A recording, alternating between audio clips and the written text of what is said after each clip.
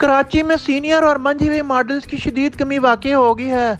अच्छी मॉडल्स बुढ़ापे की वजह से रिटायर हो गई हैं और उनकी जगह आने वाली लॉट अमान अल हफीज है। यूं समझ लें कि डिजाइनर अवाम को आजकल जैसे मलबूसात दे रहे हैं, कुदरत ने उन पर वैसे ही मॉडल्स भी मुसल्लत कर दी हैं।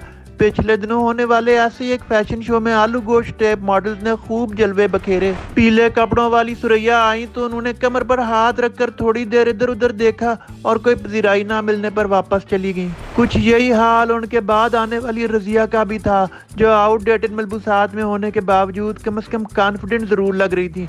अफसोसनाक तौर पर मेमूना जल्दबाजी में अद बने हेयर स्टाइल में ही आ गई थी और उन्होंने कपड़े भी अपने नहीं बल्कि किसी और मॉडल के पहन रखे थे। हनी शहजादी समझ रही थी कि वो हैवी ड्रेस में बहुत अच्छी लग रही हैं, मगर मेकअप आर्टिस्ट ने पक्का मेकअप करके उन्हें अपनी उम्र से 15 साल बड़ा बना रखा था।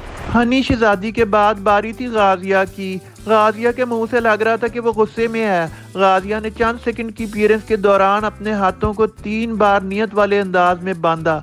यकीन न आए तो खुद देख लें।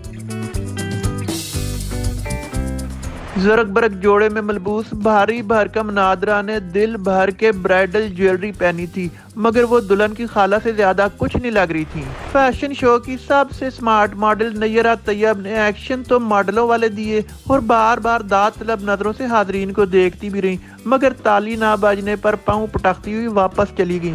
वैसे आपस की बात है, हमें तो ये कांसनी दुपट्टे वाली ज्यादा अच्छी लगी, जिन्हें देख कर कहा जा सकता था कि मुंडा सदके तेरे थे।